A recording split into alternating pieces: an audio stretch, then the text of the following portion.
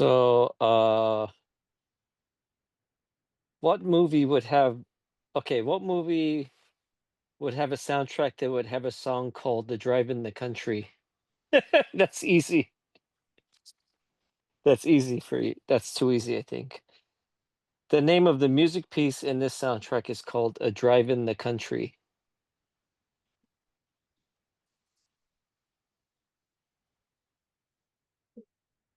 Never heard of that song. I mean, you talking about James Bond or There you go. Well, which movie though? Oh, For Your Eyes Only? Yeah, there you go. See, so that wasn't so hard, right? What song was that? Instrumental or Yeah, you don't remember "Drive in the Country" when he's going to kill Gonzalez uh, at that hacienda in Mexico. I think it was in Mexico. I'm not sure it was. And then and then there's the shootout, and then he takes Carol Bouquet's car, and he says, "I live in the country." Remember, it's a dingy little bug kind of thing, and because his car gets blown up, right? Because his car says burglar protected, so the bad guys break the window, and then the whole car explodes, and like six people blow up, right? So then he has no car, so he's got to take her car. And then remember, they're going through the olive trees, and olives are knocking down, and hubcaps are falling from the bad guys' cars, and he says, "I love a drive in the country." uh, was that the music that was also used in the Lifestyles of Rich and Famous TV show? No, but it's the same composer, Uh, Bill Conti, and hmm, he did the Oscars. He did the Oscars. He played the orchestra for the Oscars. I think several years in a row. Do you remember that? Whatever they said that, and they would introduce like so the president. It wasn't the president; it'd be the host of the Oscars, like Chevy Chase at that time, and we'd say, and we want to introduce Bill Conti, who's playing the orchestra. And when they introduce him, or whenever like Bill Conti has to do like the best music score award. Because when they do each award for the Oscars, they have to play like an intro for each segment, and he always plays the "For Your Eyes Only" song. Instrumental. right.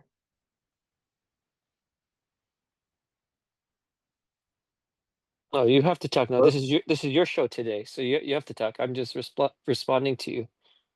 what about like? Do you remember? Do you remember when Johnny Carson was the host of the Oscars? Oh no, wasn't that early '80s and the '70s? Because didn't he do it like wasn't he the host of the Oscars when Towering Inferno won? I don't know. It's likely. Um, it seems like he hosted. Right? Johnny Carson hosted quite a few times the Oscars.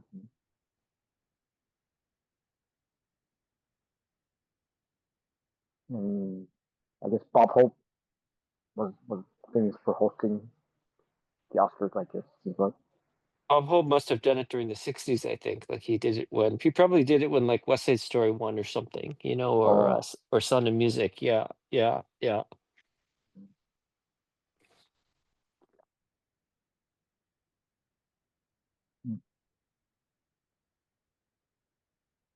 do you remember who were the other famous composers who would appear during the Oscars besides Bill Conti?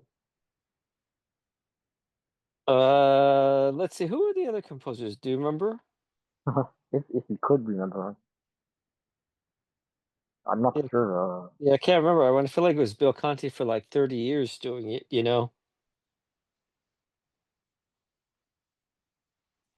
Oh, it's good. I can just like look in the background and Bill Conti, of course, would be quite famous for his music from Rocky. Huh? yeah. Rocky and didn't he do You Light Up My Life? I think he did, right? So, or did he write the song and the score? I'm not Uh sure. yeah, yeah. Um I think let me think. I believe For Your Eyes Only was the first time and it was a non John Barry score. Oh no, no, no, no, no, no. I'm wrong. First time was Live and Let Die because it was George Martin of the Beatles, right? The Beatles producer. Live and Let Die was the Martin score, because that's why. And then also Live and Let Die is the Wings piece with McCartney. But the first Right. time, I think the first time the non yeah, the first time was Live and Let Die followed by, For Your Eyes Only. And then after Oh, that, it just goes crazy. I can't follow. So, it goes back to John Barry for Octopussy, and then all the way through License to Kill. And after that, I have no clue. Did John Barry do Goldeneye? I don't know. I didn't see Goldeneye. I just Oh, know okay. Goldeneye starred Pierce Pierce Brosnan. Right? I couldn't tell you one composer from starting from Goldeneye to the present. I couldn't tell you anybody. I have no idea. No idea. I mean, they don't even show you credits that much anymore, like on movies. So you can't, so you don't even know. Like, are there like what is the end title Bond sequence on what was the last one? Spectre? What was the last movie? uh,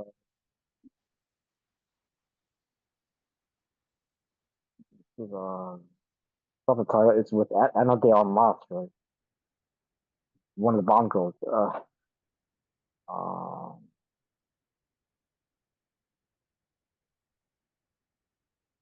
Well, anyway, that movie, I don't even remember what the end titles were.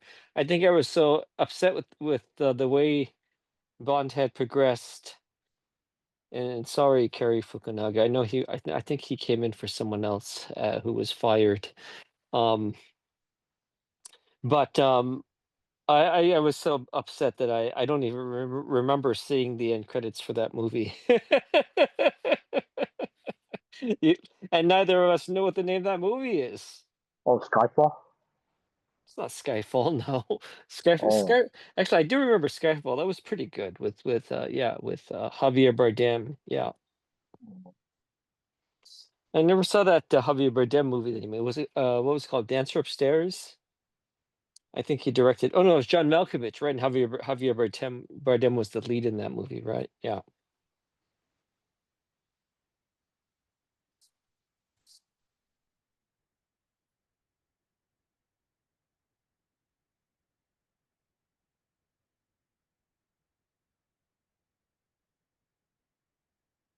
Well, this is your show. You have dead silence. You wanted me on. was Why? was was was actually the latest um, James Bond movie called something like No Time to Die, right? Oh, that's right. That's the film. Yeah, that's it. No Time to Die. That's right. That's right. Yeah, yeah, yeah. I get so confused. Isn't that the one that opens at the Festival of the Dead in Carnival in Louisiana, I think, right? So Dia de los Muertos. So and then Blofeld, I don't even know the timeline anymore. What is the timeline universe of these? Because you had Blofeld introduced in Thunderball, wasn't he? Wasn't he introduced to Thunderball? And then you actually see him personified in You Only Live Twice in '67, and then Telly Savalas. I think those two in a row. He's the bad. Blofeld's the bad guy, the villain two times in a row. Uh, but then this one, I can't even remember. Like he ends up there, and then yeah, I mean they wrap up that story with Blofeld, which I don't know, probably should have been wrapped up by 4 years only, technically. So then does it reset? Because remember, 4 years only drops Blofeld down the haystack or the chimney, the tall industrial chimney at the beginning. So does they acknowledge? So how do they acknowledge Bond? Is there any explanation for that? How they acknowledge Blofeld later on? I don't know. Um, did, did actor Donald Pleasance play Blofeld, or did he play one of the things? Or did he play one of some other Bond villain? Donald Pleasance, right? I mean, he was Blofeld in You Only Live Or Twice. what? Oh, okay. Yeah. Uh, what, what do you think overall was the best James Bond soundtrack? You think Uh, it's a lot, have a lot of good songs. how about you answer first? Oh, Inspire Love Me because of Carly, maybe right? The Carly Simon song, I guess. Oh, so but that's not a score. Well, I guess technically they use it as Oh, as the theme. Yeah, but you're saying that's the best soundtrack for the whole series? Can't think of any other. Haven't, I haven't seen the James Bond movies for a while. I mean, I saw I think Moonraker is a better score. I think it's a better score Moonraker. than Spy. I think it's a better score than Spy Who Loved Me. Spy Who Loved Me, you have a few. Okay, let's see. Okay, on the soundtrack, I'm not talking about the restored soundtrack. This whatever this soundtrack that they did for reissue later on that has like every single cue from the movie, which is ridiculous. I don't think the Bond movie should do that, by the way, the soundtracks. But anyway, the only good tracks I remember from that soundtrack, or that's and actually it's the score, by the way, the LP. It's not the actual soundtrack. It's this is original motion picture score, which I don't know. Like at that time, do composers say, "Hey, I'd rather just re-record the music because I was, I was rushed to get the movie done. So, so just do a new score. We'll just re-record the score for when the record comes out." And I'm wondering if that's why, like Midnight Express, that's not. I mean, obviously, is the music in the movie, but the recording on the LP is not the performance that's in the movie. When you see Midnight Express, it's totally different. Like Midnight Express, the tension feels different, the beat, the timing is different. Um, don't get me wrong. I mean, I love the score, but there's like some interesting moments in for example, like Chase, the famous piece called Chase from Midnight Express. I sort of like sort of the synth beat that they added. Well, that's in the movie version. Where it's do do do do do, what's hollow that is not on the it's not on the record. I guess Marauder must do this. Well, I'm not saying I guess Marauder must do this all the time because I don't think so. Well, I mean, I don't know enough about Marauder, Giorgio Marauder to know, but on his version of Metropolis, because he restored the 1980. He restored it for the reissue in 1984. Well, unfortunately, sped up the movie to 24 frames a second. Is that speeding up or slowing it down? Well, no, he sped it up, yeah, in terms of running time. So it became like 88 minutes when it's really like a 105-minute movie when you project it at 18 frames a second. But he projected it 24 because that was the way that all the theaters showed it. You can't get a theater show like 18 unless it's like a Cinematheque or a DGA or something like that. But I digress. But anyway, on the Marauder 84 Metropolis soundtrack, all that music, most of that music, especially the score stuff, is not the same performance that's in the movie. And this is a case where what's in the movie I think is superior than what's on the LP, especially that song "Here's My Heart" by Pat Benatar. I think it's far superior. Her performance, her singing, her range in the movie version, it's listen, I love the song anyway. I'll listen it to anyway, but I'm just saying like it's noticeably different. I like the feeling, I like the heartbreak more like in the movie version. And then also like in the music also in the music score itself, I'm trying to think which track it was. It might be Machines. No, I know what it is. During the ending of the movie version, the whole chase from the moment they go to like Yoshiwara, the nightclub, and there's the whole taking over the town, the whole rioting, the whole burning her at the stake, all that stuff. There's this like amazing like 8-minute piece that Marauder plays. It's like instrument, it's just going do do do do do do do. Do. I mean, you could rave to this all night. Um, that's not on the LP. And it's Oh, not even on any, like, maxi single or anything like that. It's you can't get it, like, I know some people on YouTube had extracted it from the movie, but there's no, like, LP or recording that exists of that piece. So I was wondering if Marauder does this a lot, like, where like, I don't know, like, because first of all, he produced the 1984 version of Metropolis, the restored version. So it's not like somebody was saying, "Oh, I didn't have enough time." Like he can't say like he didn't give himself enough time. So I'm just wondering where a lot of those performances are different on the LP um than what you see in the movie. So yeah. so about Midnight Express. I wonder. I'm not sure if you know. I wonder if that won a lot of Grammy awards. The soundtrack back then, and also I wonder how Grammy? well. Yeah, the soundtrack. Also, wonder how well did it do at the Oscars too, just for the movie. I have I'm no not clue. sure. I don't think I ever watched the Grammys a single time. Not Mm, even when you see when I saw excerpts like "Beat It." Is that the when he performed with moonwalking on stage? Um, I mean, was there even a soundtrack section for the Grammys? There must have been, right? There must have been best. There must have been like best instrumental recording of the year or something like that. I don't. Yeah, but yeah. I don't. Yeah, I don't know. be interesting to find out. If I could read about the information online. Mm. um, Because the music just sounds really good and sounds Ha sharp. have you seen the have you seen the Marauders Metropolis, the '84? Because it was restored. I mean, I'm not restored, but it did come out on Blu-ray from Kino. Uh, Unfortunately, I guess he must have lost the negative because the print that Kino used is like a scratched release print. I'm just surprised that a movie as iconic or as historical as Metropolis, and he spent I don't know how long he spent on restoring it. I mean, it probably 2 or 3 years, but even that, and then all he's got is a print.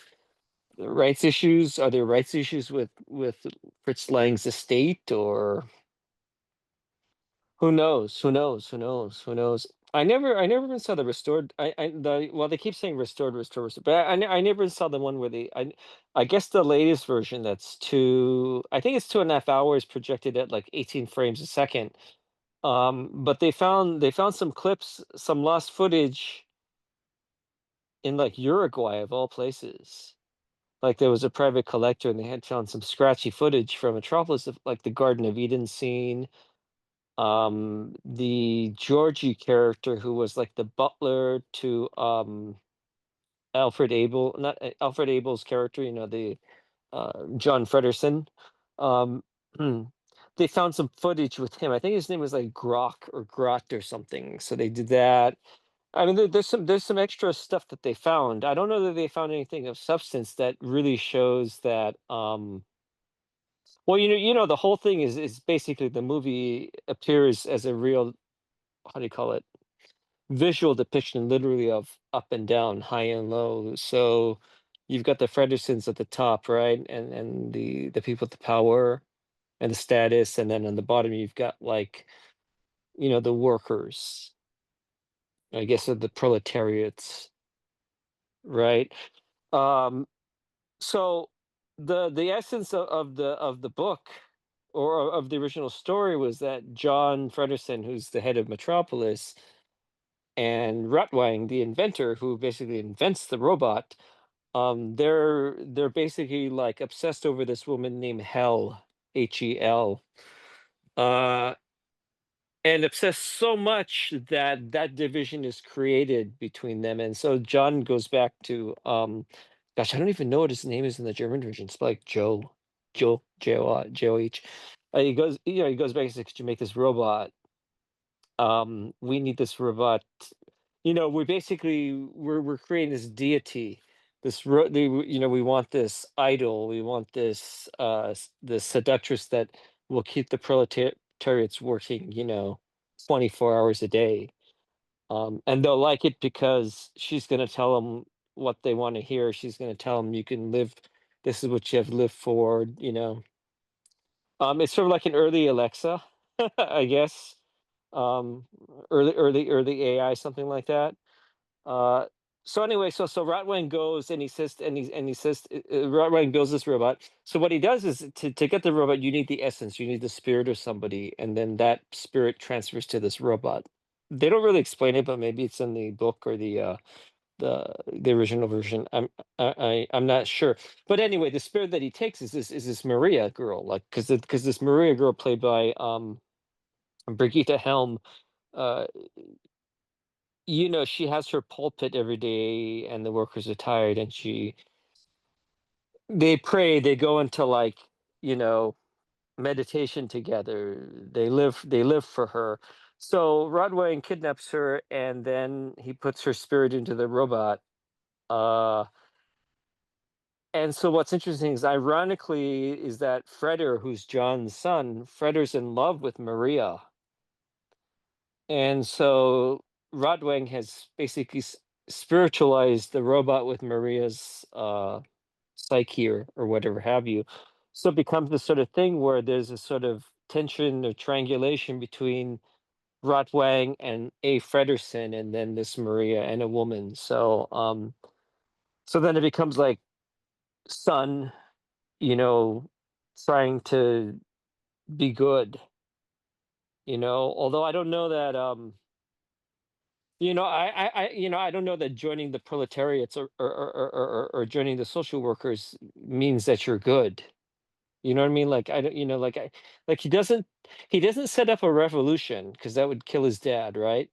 And kill his friends too.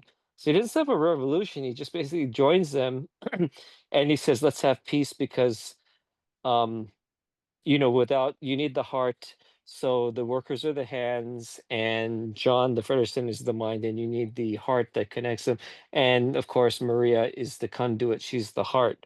So, so I don't know where the story continues. Like, is that enough for John? Don't forget this is like a dynasty. Well, they make it seem like it's a dynasty where it's a close-knit iron curtain of power that's been like that for ages. So I don't know. It's just a matter of like, okay, okay, yeah, we didn't feel right that we were bad to these workers, and okay, now we have a heart and we have a conscience. Let's stop. I don't see that that's the I don't see that that's the output for that movie. I think it's something darker.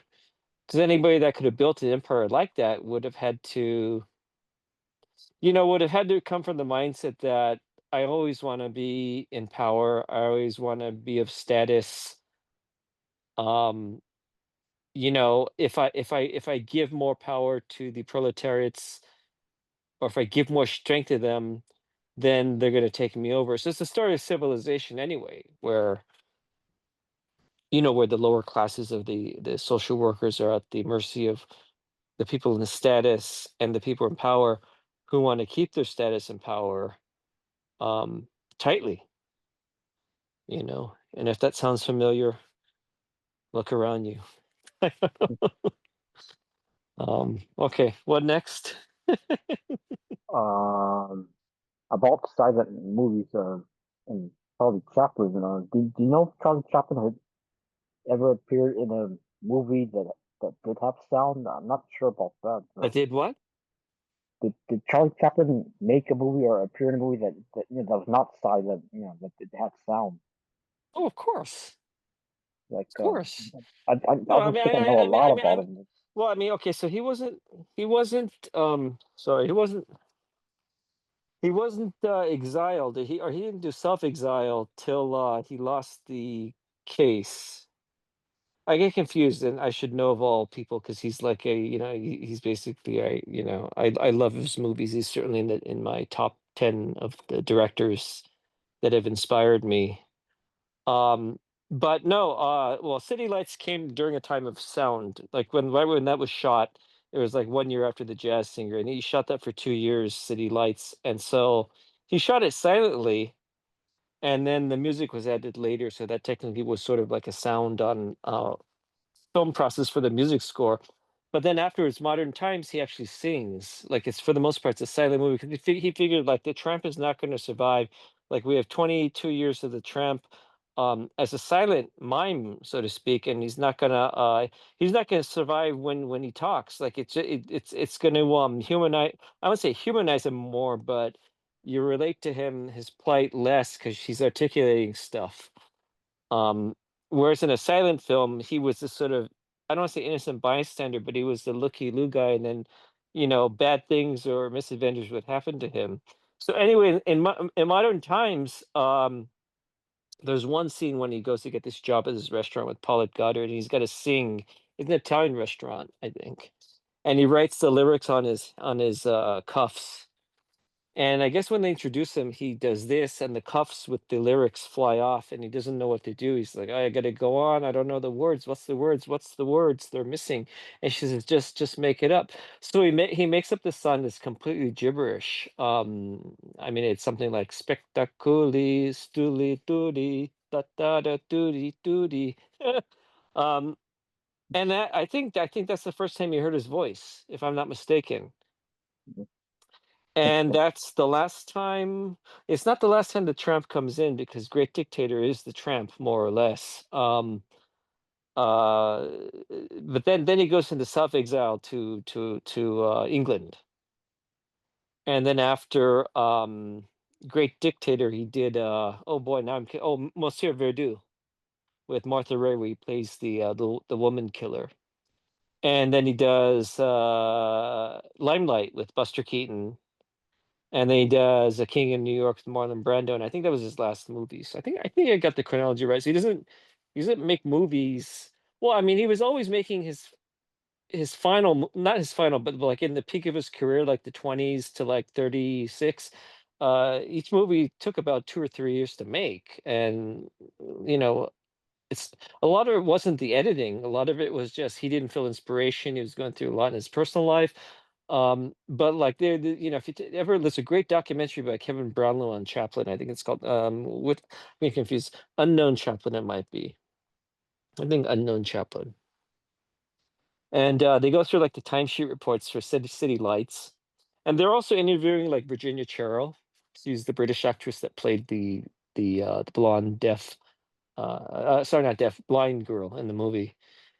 And she's talking about like she'd just be sitting in her room or at her house or whatever. Or I guess they put them into like these dorms or something, and they just be sitting there for days and days. There'd be no shooting. A month go by, no shooting. 2 weeks go by, no shooting. And all these people were in the payroll. I don't know what the longest period was, but maybe like 3 or 4 months there was like no shooting or so, or maybe not. Don't quote me on that. Uh, but during that period, yeah, I mean that's he was taking a long time to do these, and a lot of it was just like getting the inspiration. I know, like in City Lights, he shut the whole movie. He pretty much shut the whole movie, and then he says like Virginia just doesn't work. He was having problems with her also. She was very she wasn't like giving. Well, I don't know. Chaplin had unique relationships with his actresses, and like she wasn't like giving enough. You know, you know what I'm saying? Like there just wasn't like a sync. Like he had with Paulette, although he was married to Paulette. Was he married to Paulette? Yeah, he was. Yeah, he was. He was. He was. So he wanted to reshoot City Lights with a new actress, that was, and he because he did a test with Georgia Hale, who was the co-star in The Gold Rush, and he was having problems with Virginia Cherrill, and so he wanted to fire her and then shoot the whole movie again, or shoot most of the movie again with Georgia Hale. And I think there was some kind of clause in the contract. Um, it had to do with like I think when Virginia signed it when she was underage, and then she became of age during the making the movie. So this contract wasn't valid or something like that. And so he had to just like bite the bullet and do it with Virginia. I think she's really good in the performance. I mean, she's like pripper. She's proper. She's proper. You know what I mean? Like I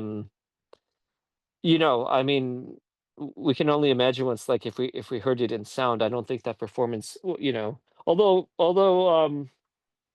Chaplin had a British accent, because he was born in oh boy, where was he born in? Was it London? I don't remember. Yeah, but I mean, he had a British, so that would have been odd.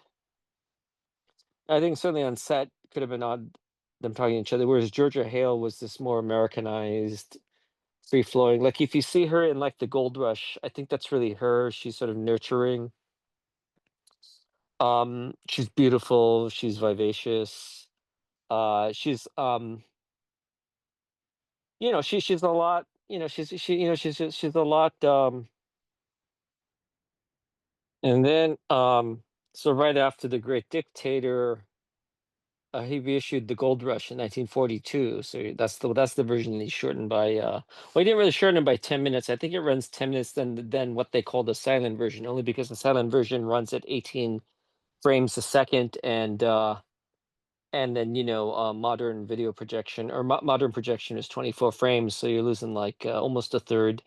um so it seems shorter, but I think it's most the same footage, except for the ending that we talked about in the previous episode. The ending is different, where he took out the kiss with Georgia Hale. um But answering your question, he did speak. So, yeah. Okay, So there you have it. thank you. And of course, the 70s, and then in the 70s, Fox put out all of his films for reissue. I think they put I think the first like The Kid, 1972. I think it was actually Columbia. Columbia put out Modern Times. They put out City Lights again, like this early 70s. And then he ended up rescoring. He recorded original scores for some of his classics, like The Kid, and he did some of the short films like Sunnyside and like The Idol Class. Oh, if we backtrack, the Chaplin Review was 1950. What year was the Chaplin Review? You I remember? don't know. I think it was Um, 59. I want to say 59. And that had like that had like A Dog's Life, Shoulder Arms, and The Pilgrim. I think those three. Um, so yeah, yeah. So interspersed with his new movies, then were like reissues of his older movies that he was able to find a large audience, particularly in colleges and hospitals where they brought back these, these 16 millimeter screenings of like City Lights and Modern Times and all the other stuff. But I'll tell you, like, because I used to collect 16 millimeter film prints, I had the darndest time finding like an original print of like City Lights and Modern Times, because those titles were so much bootlegged on 16 millimeter. You have to remember, like, 16 millimeter at the time was like VHS to us, where the only way to see certain movies was on 16 millimeters. So you hope that your local library could show it, or your college film society would show it, or your hospital. And that's the way you got to save a lot of these movies.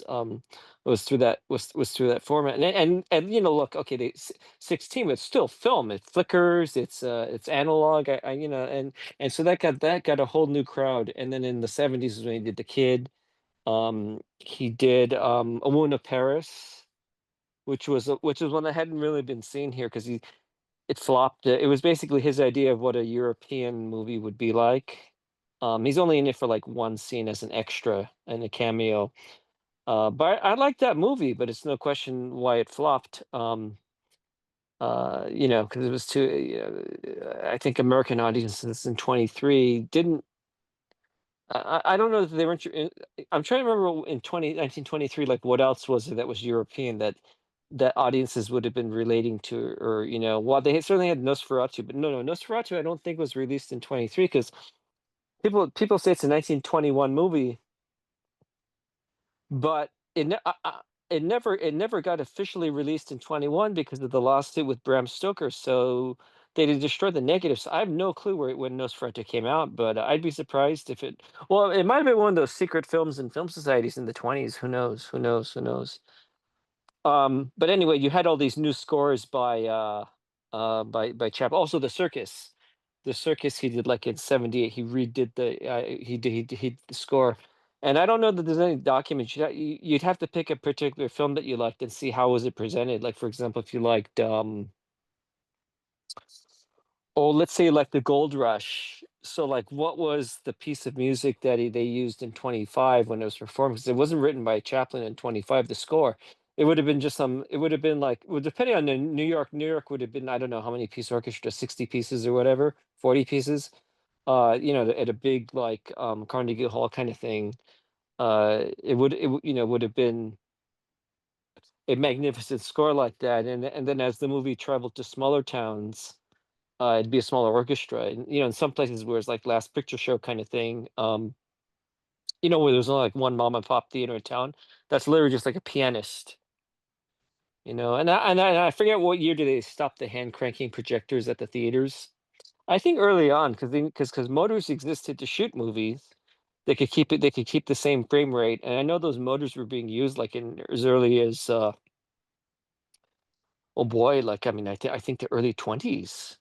I know that Napoleon, they were shooting with those motorized, devices. Because like people say, oh, you have to hand. they always think silent movie, you're hand cranking this, you're hand cranking that. Yeah, it's true, but at some point they were motorized. These silent movies, they weren't always like this. But I like the fact that early on in film exhibition for silent films that you could crank it faster, um, if you were behind and you wanted to get another showtime in, or you wanted to get it ahead of get it ahead to clean the popcorn or whatever else. So you had to you crank the projector faster and faster to go a little faster speed. I guess the equivalent they do that on television, or they did that on television in the 80s and 90s. They'd always say like, at the beginning of the movie, like that this movie, this movie has been changed to fit the time format. And it has also been edited for standards or something, for TV standards. So you remember that, and then the people would be talking faster, like on Terminator, because I think Terminator. Well, I'm just saying that hypothetically. I think Terminator is like 108 minute. Is it 108 minutes? Well, anyway, to get a 2 hour time slot, you needed to get a movie in for about 96 minutes or 98 minutes. So you'd have 27 minutes of, commercials in a 2 hour slot, right?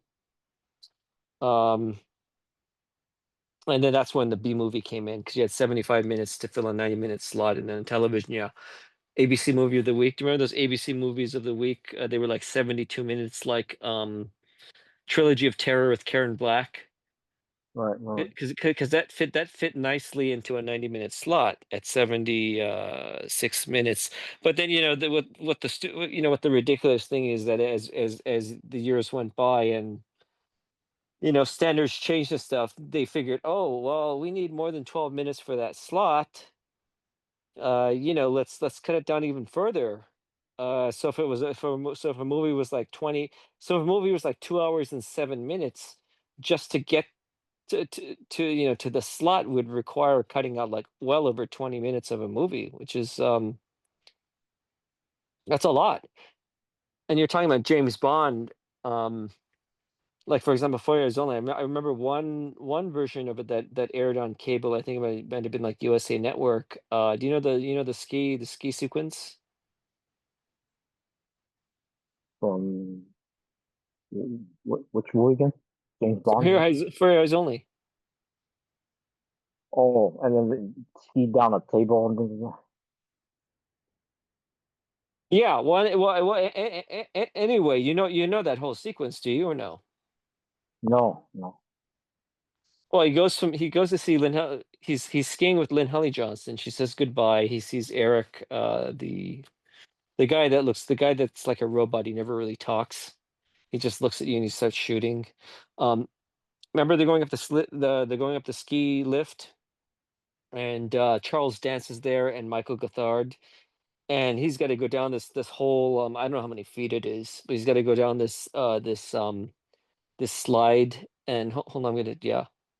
He's got to go down. He's got to go down this slide, and then like 200 feet and so forth. Um, and they're gonna trap him, like Charles Dance is gonna trap him. You know, um, you know the same I'm talking about, right, Tony? So I mean, no, Tony doesn't know. Warren. No.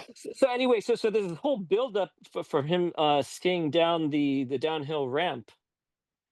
As Charles Dance tries to attack him, he goes boom, boom, boom, and then the firing, and then it goes in that styles of the rich and famous theme song that you know.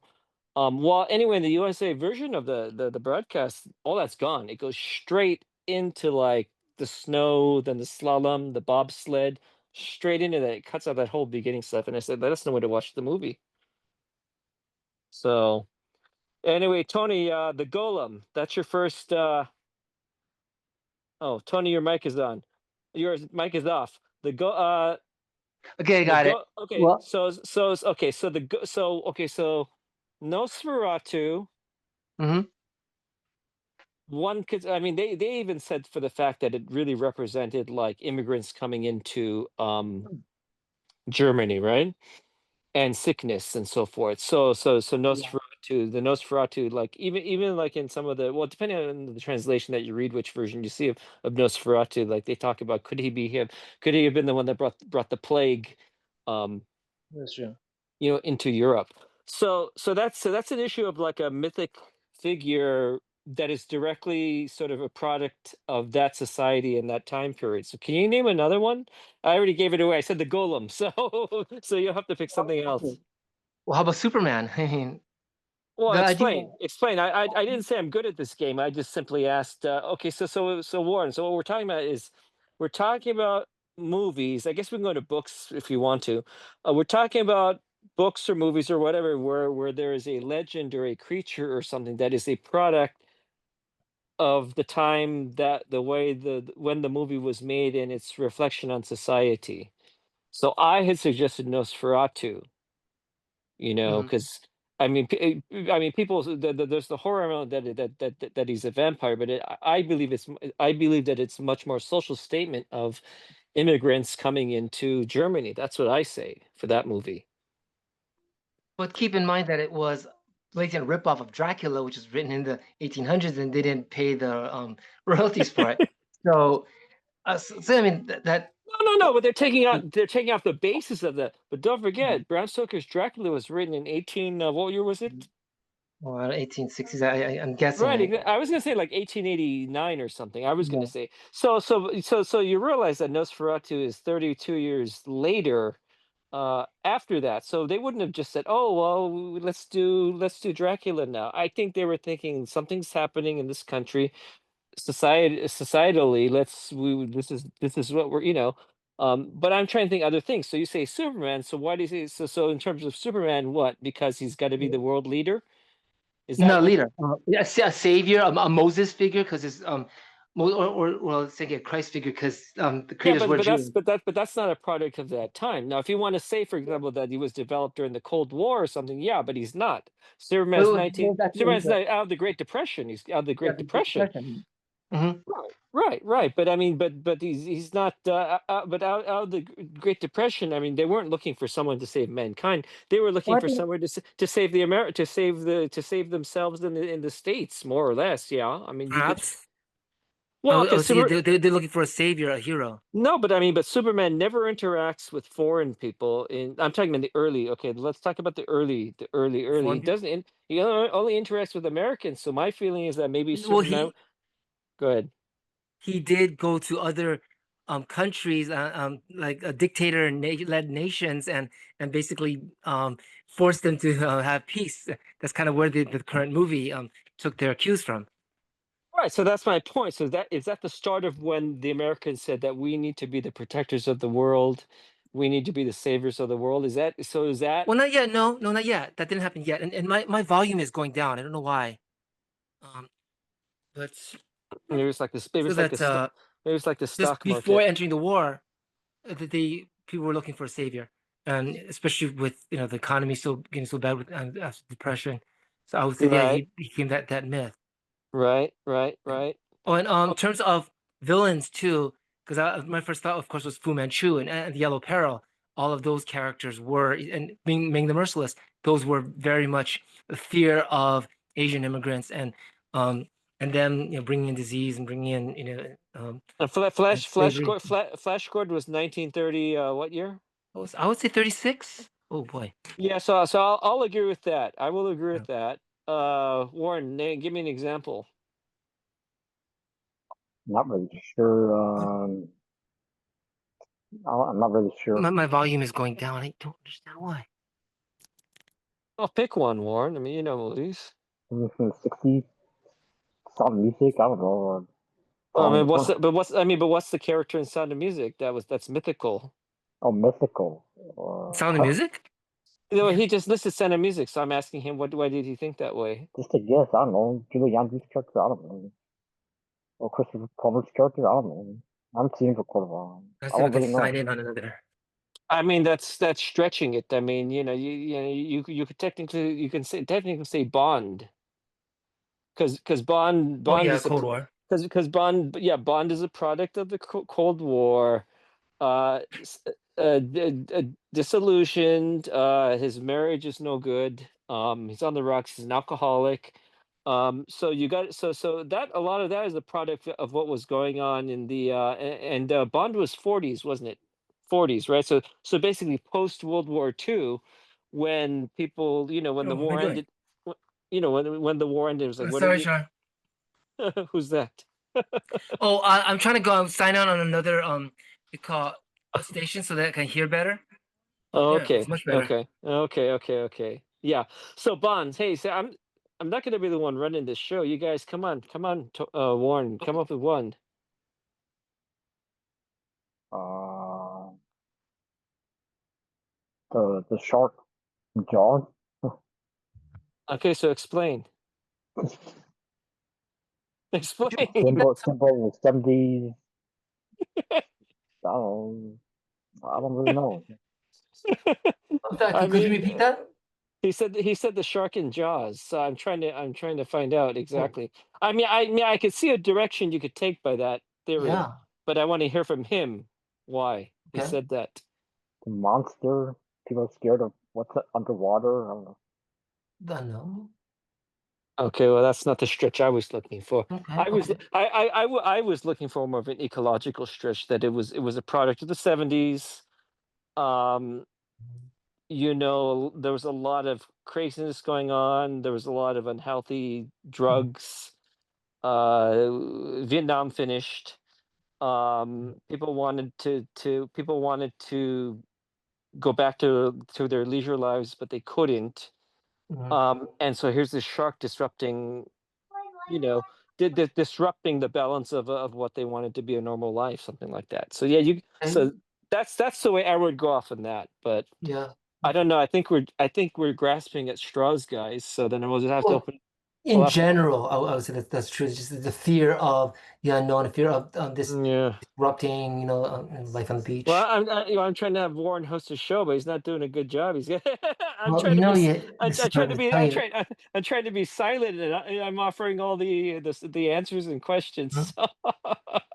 Well, it's um not easy. okay, here we go. So this one's another people grasping at straws. Okay, so name a movie where the end credits contain a song, a famous song, but that song was not written for a movie.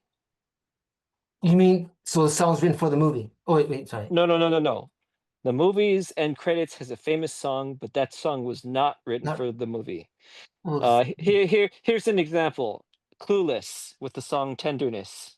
okay. Okay, there you go. A second example could be Short Time, the movie Short Time with Dabney Coleman. The end title song is Roll With It Baby by Steve Winwood.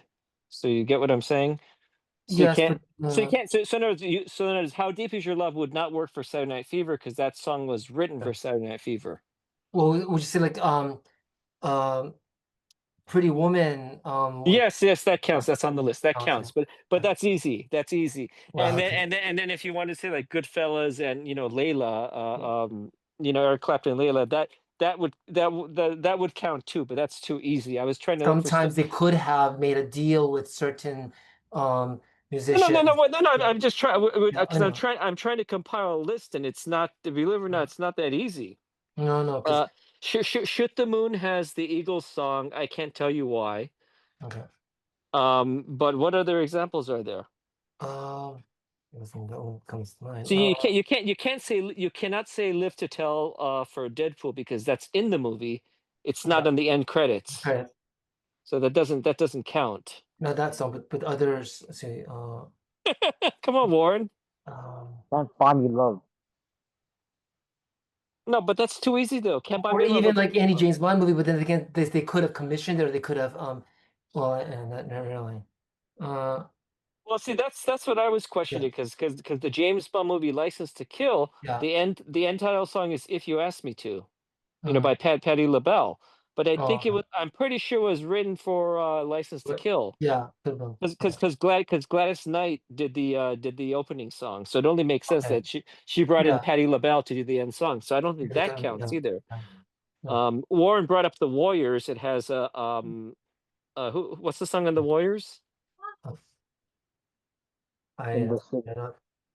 Oh, In the City. That's right, In the City. Yeah, Yeah. yeah. Okay. Well, Uh, that's a well. This is another grasp me at straws. Warren, come on. it's Wonder why do we have to keep talking about that same thing? Okay, then you bring up the next question. Go ahead. I pitch it over to you. How about Buster Keaton? I mean, um, Buster Keaton, like, did he appear in any? movies that were not silent. I don't think I know a lot about him, but I think I saw the general.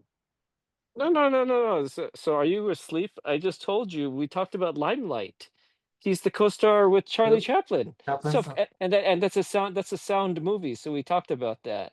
Mm. And then you also know that we've talked about the Twilight Zone episode where he wears No, I the talk about robot. movies. Okay, well, yeah, movies. Yeah, yeah, yeah. Well, Limelight's a movie with Chaplin. Yeah. Okay, Yeah. Yeah, and he also and Keaton also made one or two. Here's the Superman connection, by the way. Keaton made a Mexican movie. He made two. I think he made two Mexican movies in Spanish, where the actors were speaking Spanish. Mm. He was talking in English to them. It's one of those kind of things. It's called Boom in the Moon. It was a flop. But he did two of those, and the producer was the Selkins, who did Superman. So Oh, I believe the Salkins still own okay. those movies. And I sure would like to know the story of this. I mean, I just haven't had time to. Maybe you guys know, like during that period, like there's like a lot of Russian influence on cinema in Mexico around Mm. that time. Whether it's like high art or whether it's mainstream, like the Right. like this Boom in the Moon stuff. That's the Salkin. He was Russian, so they were there producing. And a lot of the technicians were Russian as Oh, well during that period. So I'm just curious, like what happened and where did it go? I mean, did they end up going to Cuba? Like what, I mean, I don't know if you noticed. I mean, I don't know if you know that segment of history. So what year? Well, I mean, because after the Cuban Missile Crisis, maybe it wasn't that as would be a lot easier, I suppose. But I'm not familiar with what the Salkins were doing. yeah. Yeah. Okay, Warren, what's next? I'm wondering uh, how much did I oh, miss? What? music movies. No, no, I'm asking you. You're supposed to be asking me questions, asking us questions. Oh, what are some of your favorite like No, no, concert no, no, movies? no, no, no, no generalization stuff. Let's get on a subject that we can talk. Don't do this. What's your favorite color? If I This is not were, a. what kind of tree would you be? Yeah, I mean, come on, come on. Let's start up a subject that we can cross talk. Oh, how about hmm, uh, James Cameron? Well, what's the question? What would you say was his overall best directing job? Okay, you answer that. I know my answer. You answer that first, and why? James I can't Cameron. hear. James Cameron. Yeah, go ahead. You answer it, Warren. Uh, what did I see? Uh, Terminator 2. Why? I don't know. I saw it quite a while ago. I don't know. Just longer in length compared to Terminator 1. I don't know. But that's what makes it a better movie because it's Can you longer. turn the music down? I don't think our broadcast is my favorite music copyrighted.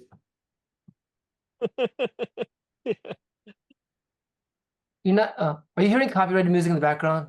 No, we're not. We're Okay, not. okay, okay. Okay, so Warren, come on. You're not elaborating. Come on. Come on. I'm gonna make you a host. Come on. Go. Keep talking. Uh, there's more action, compared to Terminator 1. Bigger budget, longer time length. You know. So that means it's a good movie.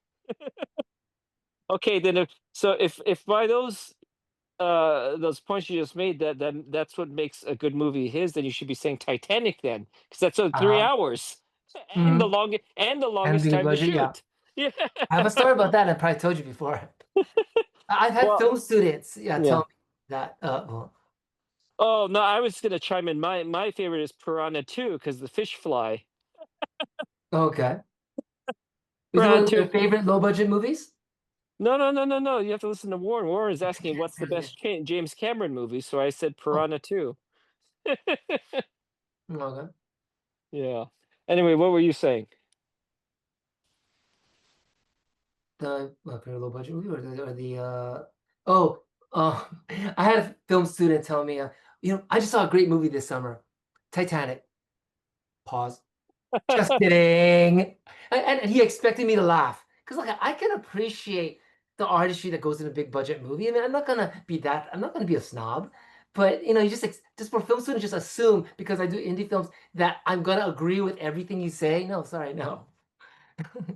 Well, I haven't seen the Phantom Menace. Well, that's actually I have. I've seen the Phantom Menace. Yeah, yeah, Which yeah, yeah. Star Wars. By the way, I didn't realize that Richard yeah, Marquand, who okay, directed Revenge of the Bridget, Jedi, Return. I didn't really like. He died like 3 years after the movie was made. yeah. I guess so. Yeah, I Oh, think he no, must have been. I think he was kind of miserable because that movie went overrun. I think they said George Lucas had to come back. Like I didn't realize on Empire that he wasn't there for 2 months. Lucas, he wasn't Yeah, there it on. wasn't. He Yeah, wasn't on set. He he was was building. directing. He was building Skywalker Ranch. Yeah. Mhm. Well, then Empire had the best pacing, and in terms of the filmmaking technique, that was the best. Well, obviously, the all nine. Um, but it's funny because I appreciated Attack of the Clones a lot more after like 10 years later. I guess Yeah. doing, you know, But I mean, but you wondered like how much. I mean, it's clearly that's what I. No wonder like David Lynch didn't want to take the job for Return of the Jedi because yeah, he knew. I mean, I think he knew it'd be great pay and be associated with it, but he knew that it was basically George directing it. Like, what did Irvin Kershner do after Empire? He did Never Say Never Again, right? So like, and that's exactly. about it. Yeah. And that was an independent movie, by the way. Never Say Never Again. It wasn't. It Oh, wasn't. that's right. That's right. Yeah. Which It wasn't. It was. unfortunately, Yeah, but Jack Schwartzman. Jason Schwartzman and Talia Shire. yeah, Um, um, so good that's what he taste did in afterwards. academy too. So Empire just seems like, yeah. So Empire, you Yeah. feel like George's. It'd be like what's happening now. They're just saying, "Go get us motion captures of all these people," and then like the director's just sitting. The special effects Yeah. guy is just sending people out to go shoot stuff for me. He's going to composite it. I think Mhm. that's what Lucas likes to do a lot, which I love, but it's also perplexing because American Graffiti is a really Yeah. good ensemble It's acting troupe. It's you know what I it's mean? Like human. Yeah, the human element. You can't just replicate that. And people now, yeah, if you know, yeah, but like it would have been great to see Lucas, do just one more American Graffiti. It would have been so the right. happy days, all right. But no, but yeah. Well, I know. yeah. By the way, did they officially license American? I mean, other Oh than no, no, no! It was just a OP, coincidence.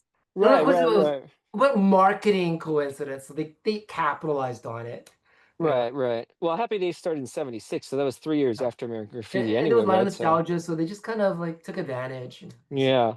Did they ever do a spin-off on I want to say like they did a spin-off for Arnold? Didn't Arnold get his own show? Yes, but no, it was Mr. T and Tina, and it wasn't the character of Arnold. But his last name was T, right? Takashi. And then when did Johnny Loves Chachi come? Like 82? Much later, like 83. Yeah. Mm. Right. I Right. actually sung that song, one of their songs, for a play. At least the same melody. So much of a fan of Mm. yeah. But Wow.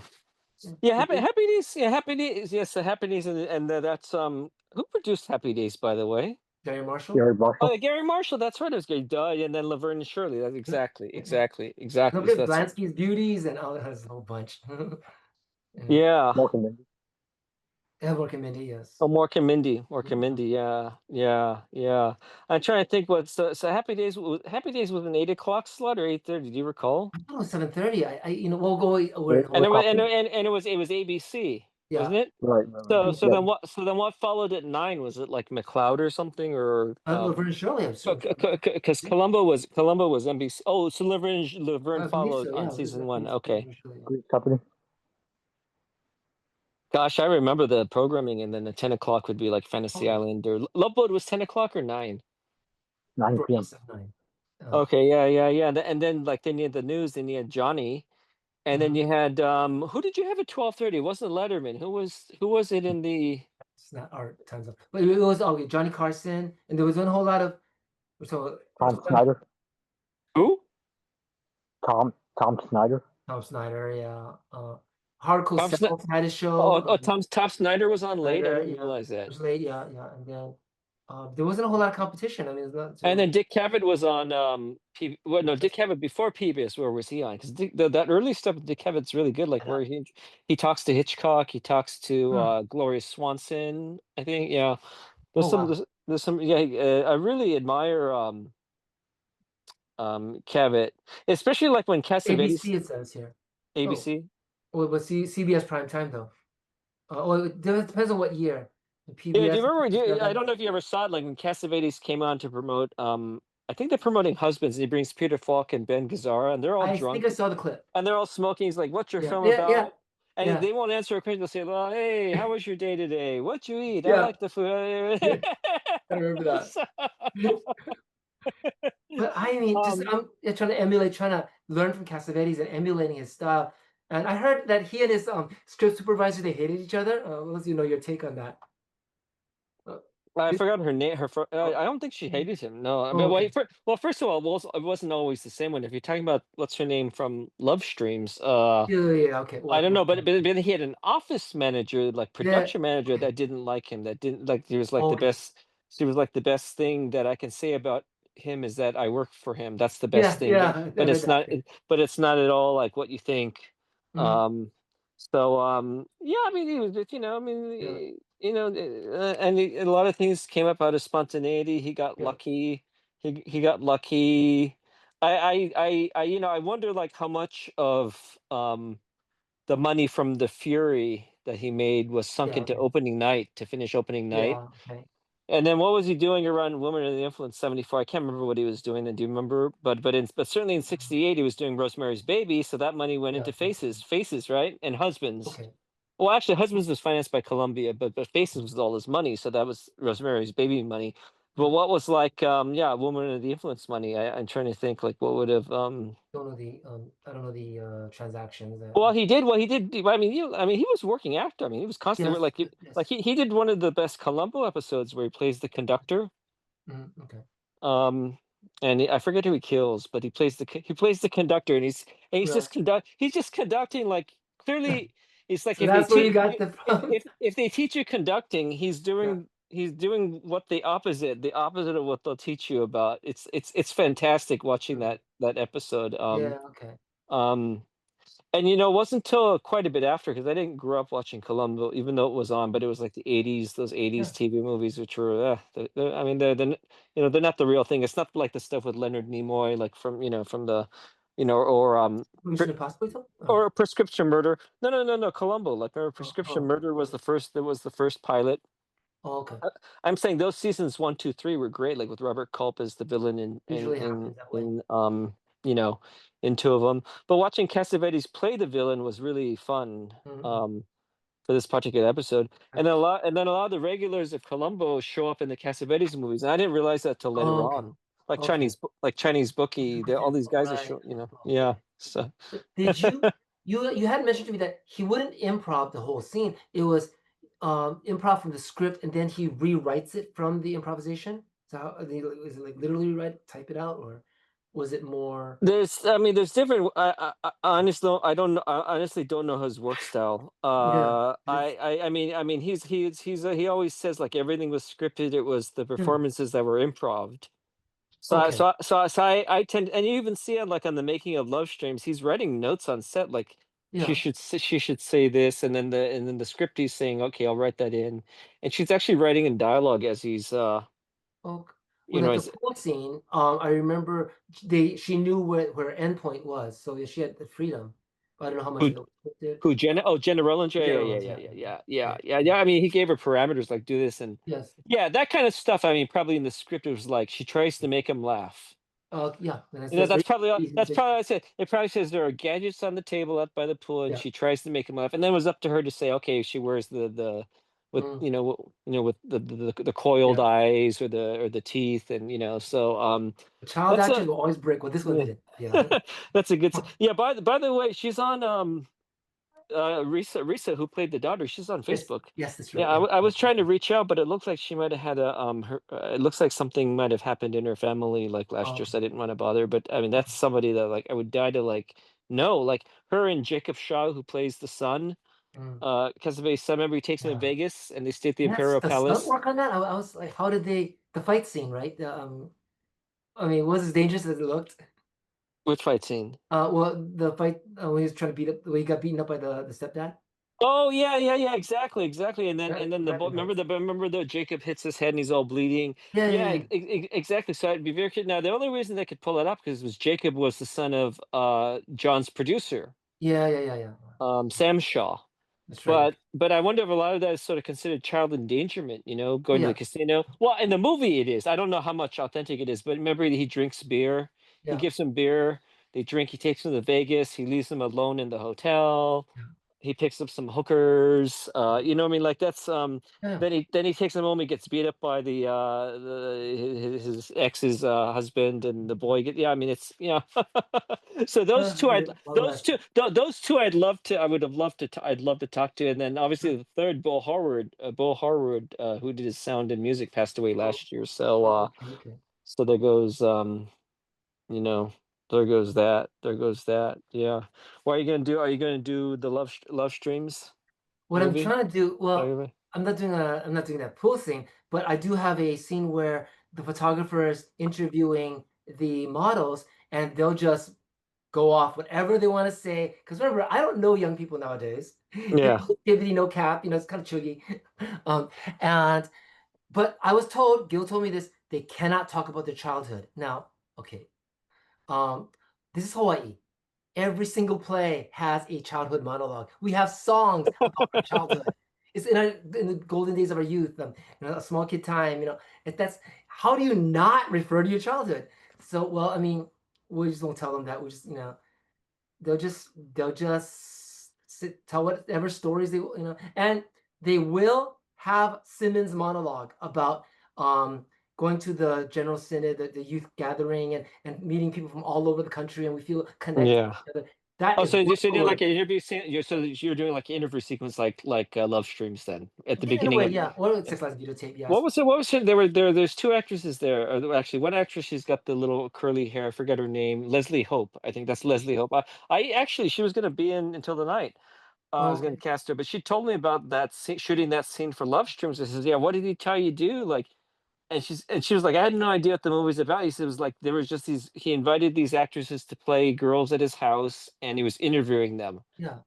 about What life. happens? And that's all she knew what the movie was. Yes. She didn't know it was a play that John Voight played the Oh, Robert okay. Harmon character. Second. Um, you know, but getting back, are you still there? Or you walked away? Where did you go? Okay, Tony. Warren, ask me the next question. Oh, oh, Tony, your mic's off. Yeah. Yeah, I got it. No, okay, no, no, no. Well, you're not. I mean, you didn't touch on anything. It just brought up something I was thinking of. Is that I grasp with the idea. I grasp with the very complicated idea that, to me, like Taxi Driver is abuse to Oh, Jodie Foster, and just as much as Pretty Baby is oh, abuse to Shields. okay, that's Um, you know what I mean? Yeah, and then even Woody Allen, even Manhattan oh yeah. is abuse, is abuse. But Uh, my understanding from Jodie Foster's perspective when she was being interviewed about it, is that there was a lot of the parents were on set, and even when the scene, but that doesn't justify it. I mean, I know, like I don't know one way or the other for like Michael Jackson, but the parents clearly yeah, approved all of their kids hanging out with Jackson in his bedroom. So that doesn't say that it's not immoral or it's illegal. You know what I'm saying? Just because they yeah. say No, I yes. know. Okay, it's a little tougher for me to really to because there's something well, no, I mean, I normally 10 years ago I would have gone off Well, because no, Brooke Shields, something came up, and Pretty Baby came across my feed, and yeah, okay, I hadn't seen the film in quite a while. I was like, my gosh, I mean, that is, maybe to a Frenchman, it's not abuse. Okay, maybe not yeah, to it because he was French, but everywhere else it would be. I mean, it is, and that's why and it can't be done again. that's But why her performance. The Polanski thing is still in the open. But she was never molested on set. It's just that she was exploited on set in the scene. However, her nude scene when she was breaking down, why do you keep taking my pictures again and again and again? That was brilliant. Now, I'm Mhm. not justifying that. I'm not saying that you can't get a similar performance if she was clothed. Well, okay, no, you can't. But that's me as the nudist. Yeah, but I think if you t I don't I highly doubt you could say no to this question. I believe that the film pre-sexualized her early on. It did, I unfortunately. But I you would say know? that it tried its best um to expose the sexual abuse of children in that day, in that period, the way it was done. And But that's a condone, and then how do you condone like Taxi Driver, for example, which I love. because it I was love very the movie. dark and gritty, and You know, but it I mean, doesn't glamorize it but enough. you know what I'm saying? Like, how do you rationalize that? You know, and Only even it depends if you, even rationalizing Manhattan, where they're I didn't see joking, that. like the other characters, Diane Keaton's like, oh yeah, that's why he likes the little girl. So like, as if it's just acceptable that a 17 um and a 42-year-old, by the Yeah, way, uh you know, can have a relationship. It just seems to me it's a situation of power, no matter how you think of it. yeah. Power just I mean, because of age. It's a grooming. it's Definitely a yeah, it grooming. is. Well, the thing is, it's the artist, the auteur, is basically so full of himself. He's not listening to the other people, because there are people out there at that time saying, no, this is wrong, but they're not. But he had too much power and didn't want to have those opinions in. I know what that's like, because I couldn't But balance. see, yeah, but I mean, but that symptom, like I haven't done research on this, but I can tell you it goes so far as Crush with Alicia Silverstone, Yeah, right? They're sexualizing the neighbor next door, the kid next door. I mean, yeah. but but you cannot try to redefine adolescence as pure and innocent and pretend that their sexuality doesn't exist. But I agree. you can, as a writer, to try to, present both sides. So, call out the perverts, do everything. And if a 42-year-old is attracted to the 17-year-old, well, let's explore why. Hmm. And it's not, and as long as you're not victim blaming, you're not blaming the girl, you're not saying, oh, she seduced me. None of that is happening. And I know that sometimes in other movies that they do try that. But if you could just round out those characters, that situation, because it does happen in real life, and then try to present it that way. That it's really, and I'm in a situation. Well, I mean, you know, like, what did they say? Like 30 million people saw Manhattan, or made 30 million bucks, which is the equivalent of Yeah. like over 150 million today. Mhm. So like, that's a lot of people. Yeah. And I remember, and I don't know if you read his books, but like, he wanted that movie buried. He never wanted it Mm. out. He said to United Artists, like, listen, I'll do Woody anything you Allen said want. that. Yeah, he said, listen, I'll do anything you want, make any movie you want. Just get rid of this movie. I don't want it out. And I think it was for that reason. I think he realized what he'd done. Mm. And so they says, no, no, no, no, it's a good movie. And obviously it was his number two hit, you know, Okay. after Annie Hall. But it's yeah, and they don't, and you know, I tried to search the like Marielle doesn't really talk about that movie. Marielle Hemingway, and Well, playing the it's 17-year. I know. You know what I mean? But like, but there's plenty of Brooke Shields talking about you know, 'Cause Pretty documentary. Baby. And I thought I was gonna get mad watching that documentary. No, but no, I understood. I got it. But it really did irritate the fuck out of me when it has to do with how our society treats nudity and sexuality, especially teen sexuality, because there are people online just saying, "Oh, any writer that writes about teenagers having sex must be a pervert." That's bullshit, you know. Because what about our memories? What about our story? That when we were teenagers, we're trying to write about how we grew up, And Oh, it's like, I get it. I just can't help feel by using a medium as film and as getting the masses that something like Blue Lagoon hmm, didn't really. It made it even worse than the idea, or it condoned. Okay, it made it smoother to condone um, underage, you know, teen sex adolescent algorithms sexuality. But and I can guarantee you that a large part of the audience was not, you know, was not adolescent. I can guarantee you that oh it yeah, was. oh yeah. There are records um uh, pedophiles using that movie as like a grooming technique thing. Mm, That exists, but that'll exist in yeah. anything. However, and I'm not justifying that at all. But but it is the number one movie, mean in a nudist catalog in terms of their favorite films. That's number one, and it was made in 1979 to this day, because Mm. nobody treated nudity like out of innocence and had the whole Garden of Eden innocence motif. No one's ever been able to do it since. I don't think anybody should. I think that the Well, utopia. it would seem to me there probably was something in, if you go back French history, it's got to be something like in the 60s or 70s that you know, that was about teenage adolescence and sexuality. There has to be Oh, there yeah, has to be plenty. something. Yeah. Plenty. Uh, I can only think of Beau Pair, but that was with an adult. There's I mean, also you even go back to the '60s, the Greek, like Young Young Aphrodite's. Aphrodite, right? So That that you that got that you that, distribute that, exactly. that you know that has an honest depiction, but Yes. basically it's out there, and it's potentially dangerous. Yes. I guess the question is how much of these so-called double-edged tools or whatever, or these, can are healthy for the society. Like they, they were able to quash Birth of a Nation. Mhm. You know what I mean? For being very incendiary of the, Yeah. obviously Sound of But Music. it was intentional, and whereas nudist films and films that about child adolescence and sexuality were not never the kids even was not intended to be you call exploitative. It was supposed to be a wake up call or just an honest depiction in terms of Young Aphrodite's or Blue Lagoon. And yes, it's gonna get misconstrued and misinterpreted and misused, and that's the nature of the beast, unfortunately. Um, Yeah. Okay, I'm gonna bring us back in. I don't know how we got on that tangent. Who's throwing out the next tangent? Go ahead, somebody. but yeah, and it's funny. This is something I've Music, three dimension, three Cassavetes. What else dimension, you yeah. want? What else you want to talk about? Your current Well, film? But I don't know if this is a No, podcast. we don't talk about movie. Yeah, Yeah, yeah, yeah, yeah. I can't do that, you know, okay. But later on, well, Blade Runner 2049. I saw Sean Young's blog. Saw it after like 10 years. She did a yeah. blog, and she said Oh, Harrison didn't recognize her when she went to the set. First of all, I didn't even know she shot that film. I guess they just so took a she mold. was the consultant? Yeah, and I probably They did took. it. I think they took a mold Yeah, capture yeah, for the return of her character. yeah. And she was coaching the person. Yeah, that's it's just she's Yeah, credited that way. Yeah. yeah. And it's good to see her kids growing up, because you remember they were on Until the Night. Remember they were on our set. Oh, you weren't Oh on no, no, I Until the wasn't Night. there. No, no. Yeah. Okay, well, I was. Yeah, Was yeah. Warren there? What? I Were want you to on say. Until the Night? Or no, you were later with the Kung Fu the Pathfinder, Yeah, right? well, until the night.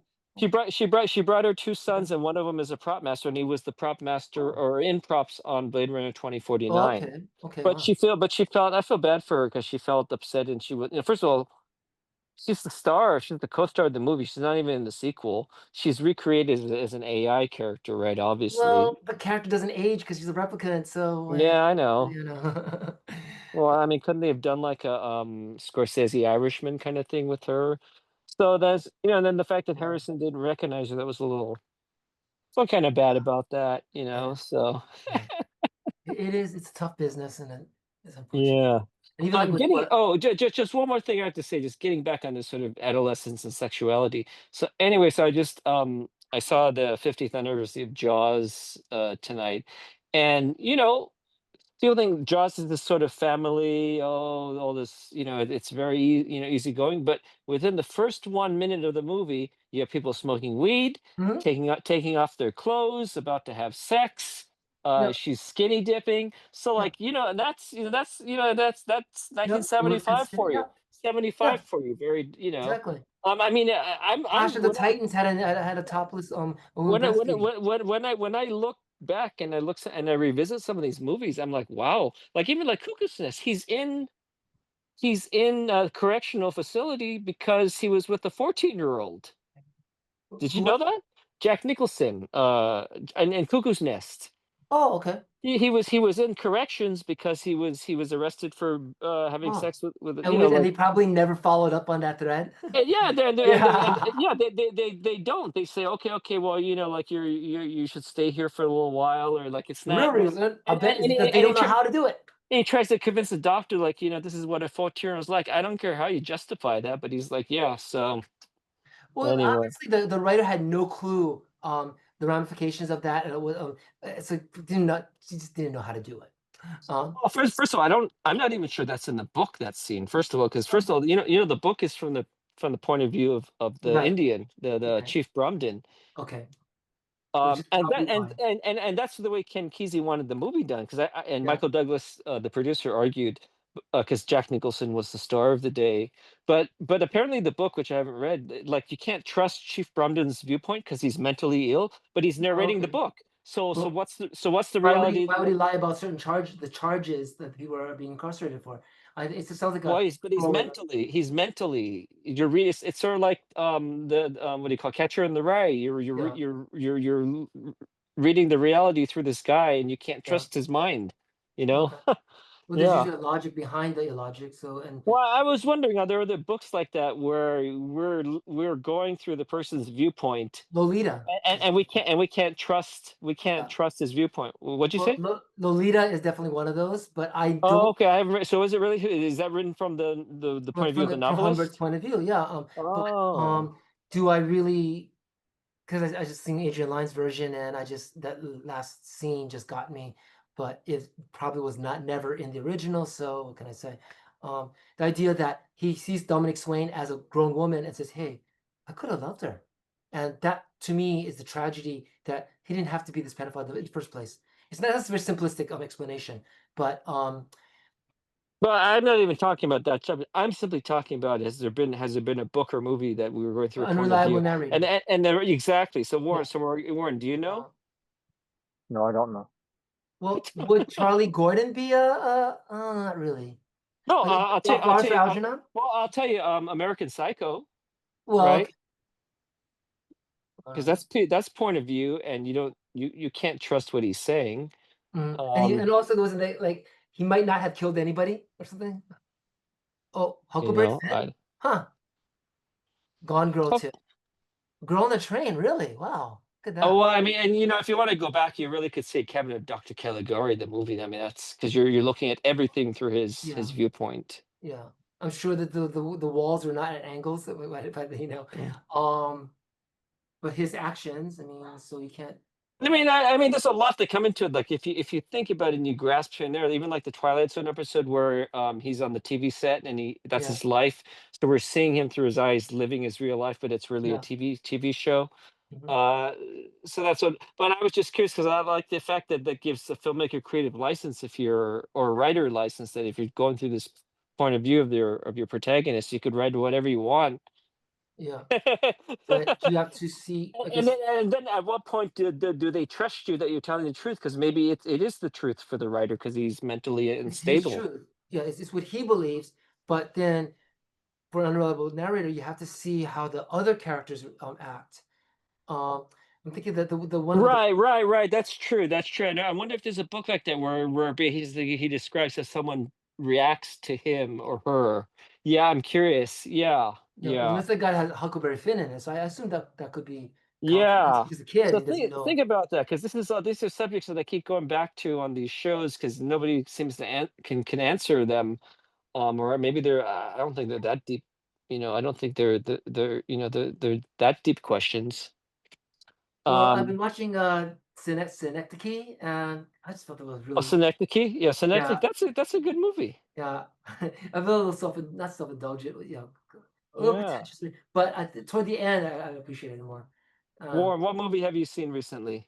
So Tony saw Synecdoche in New York. What'd you see, Warren? don't know if I want to do another Charlie Kaufman right now. Karate, Karate Kid Legend. Oh, I What? don't know if that is. Is it Chronicles of and Legends one? He said Karate Kid Legends. Oh yeah, I didn't see that yet. No, no, but I it's just like Cobra Kai is running for like 6 years, and I'm missing. I know my friends are on it. Well, yeah, Yeah, so I don't know. Yeah, so POV, yeah. So like I was sort of going on this POV tangent a bit because because I don't know why I'm just like stuck on this movie called Brainstorm, which even though I okay. saw it as a kid, I'm just stuck on it. And it's basically like a digital tape that records your life experience, and you can relive it. Like if you get cut on the arm, whoever is wearing the Oculus can feel a wound or they feel a heart attack For and some so reason, that forth. reminds me of Eternal Sunshine. Oh yeah. It's kind of like that. It Yeah, is. there's It like is. It is. So at some point, are you living their point of view, or at what yeah, point does your physiology merge with the person who's recorded their memories and stuff? So right, the whole yeah, it's interesting. okay, It's I'm training Warren. So Warren, what's the next subject? Go ahead. Action movies of the 70s. That's too broad. Narrow it down to a subject we can cross talk on.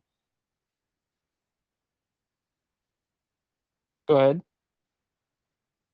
Al Pacino, Oscar nominated performances from the 70s. you really want to Okay. go with Scarface right now? You know how I feel. Okay, Warren, you go first. Then go ahead. The 70s, Dog Day Afternoon. That's not an action film, though. No, I said Yeah, not action movie. Okay. Okay, so go ahead, go ahead, go ahead. Action movie can be the Enforcer. Okay, so what about it? Yeah, yeah. I've never seen that on TV. TV, yeah, just very exciting ending. Of course, when it shows on TV, of course they would cut out a lot of scenes. But Well, yeah, I think it's on ABC. there's only What's the first. name There's of only it? the Enforcer. There's only Oh, five. There's only five Dirty Harry movies, right? So Dirty Harry, Magnum Force, The Enforcer, Sudden Impact, and Deadpool. So Enforcer is the lesser one of it. I like it, but it's not Magnum Force. It's certainly not Dirty Harry. It's shot like a TV movie. uh, It feels TV. It's got Tyne Daly though, which is good. Doesn't really have a strong villain. They just want to it's like these counterculture people that are, this movement that wants to take over because basically it's set in Frisco, so you're gonna always encounter these counterculture kind of people, and those are the villains in the movie. I don't even know what they're after, and Harry blows them away with a bazooka at the end. So yeah. what I do like is that the movie that followed that for Eastwood, I love the Gauntlet. I think the Gauntlet, even though it's ridiculous, I think it's amazing. Um, but I have a technical question for those of you that even care. Have any of you seen the Gauntlet? Oh, I haven't seen it now. Just watch it on TV. Have you seen the ending, Warren? Yeah, on your TV. Yeah. So you know what a gauntlet is that it's like a rite of passage for Indian Native Americans. You get a so on each there's like two lanes of people, and you got to cross through the center, and they each hit you from left and right. And if you make it to the end of the road, then Mhm. you make your rite of passage. So what they do is they're going to kill Eastwood, and he's in this bus, and they've got the whole Arizona and Vegas PD blocking the streets on both sides like this. Okay, and the bus is going to come through the middle. You got you got snipers and you got people with shotguns and handguns. You have 300 guns here. The bus goes through this way. Now look at my fingers, the way they're pointing. How are they not hitting each other when the bus is going by? Mhm. Well, yeah. How are they not hitting each other? Mhm. And also, like, they didn't do that in Samurai Cop, just the whole running the But gauntlet. this isn't Samurai Yeah. Cop. Yeah. This is a lot of fun. This movie. I mean, Yeah. this is the movie that literally there's probably 10,000 bullets in this movie. They shoot Yeah. the house. They shoot the house with 3,000 bullets, and it just collapses. And then the ending with the Yeah. bus. And so, yeah. Anyway, Maybe the sharpshooters. I can't just. yeah. Was Well, I mean, I don't know. We'll just open up random stuff. Warren, you're failing. Who's going to take over as co-host? You, Tony, How many Jessica? episodes has this been now?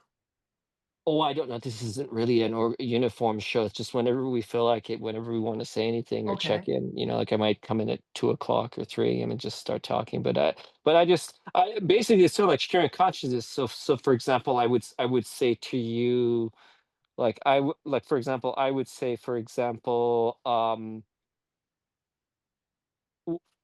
well, no, this is too out there. It's going to take too long to discuss. But a question I would ask would be like, for example, what's the two differences on the motion picture Star Trek versus the Robert Wise cut? Like Director. name the three distinctly different sections, other than effects, though, because I know they improved the Well, effects. But okay. what did they change content wise? Well, there was a lot of character moments that they cut out, but that was actually from I think it was the TV cut. Not so it was Robert Wise's decision, where I think it was then Decker took Aaliyah to the gym, I believe, and then there was like they were also like in the medical bay, and then they're just basically just talking. There's a lot of character development that just did not end up in the theatrical, Yeah. and the So director's that's cut. okay. Yeah. So that you answered it quick. Boom. Okay. So I'm just keep answering questions till we run out of time or whatever. Okay. In Silver Streak, what's going on? Is there a bomb on the train? I haven't seen everything, so what I don't Oh, know. nobody. Okay, so I haven't seen it. So Warren, is there a bomb on the train in Silver Streak, or what's going on with that movie? I think wasn't it Patrick McGoohan plays the main bad guy. Or I can't. Yeah, I saw it quite a while ago. I can't totally remember the movie on. I saw it on TV. I can't remember the story. Yeah, yeah. I think I don't know. It Yeah, I says there's saw a it quite a murder while of on an art TV. historian. No bomb. Okay.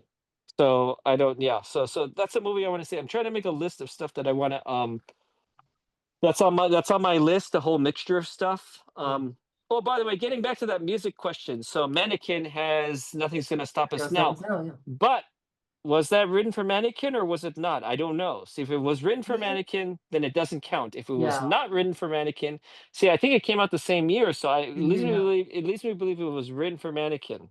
It could have been like not commissioned, but just they're requested. Like they did a whole catalog search and they said, "Hey, this works." But Okay. I think there was a connection. I just can't remember. I just remember. Yeah, but that was, I mean, the 80s with their end title songs, it became like anthems to us, you know? Yeah. And Yeah. let's see. Um, okay. Name two other films that are in the same vintage and same thematic theme territory as St. Elmo's Fire. Oh, 8045, right? you like with Big Chill and No, because Big those Show, things. aren't they a little Much, older? yeah, Aren't they? I think They're it's much older. later. So that's no, no, no, no, no. The Brat Pack kind of thing. So I'm thinking Breakfast Well, Club. it's not even the Brett Pack. It's St. Elmo's Fire I'm talking about. So I would Oh, say right. what would it what would it be, Warren? The wildlife. Breakfast Club not count, or that was this much later. Warren, come on, give me smart answers. Are you kidding?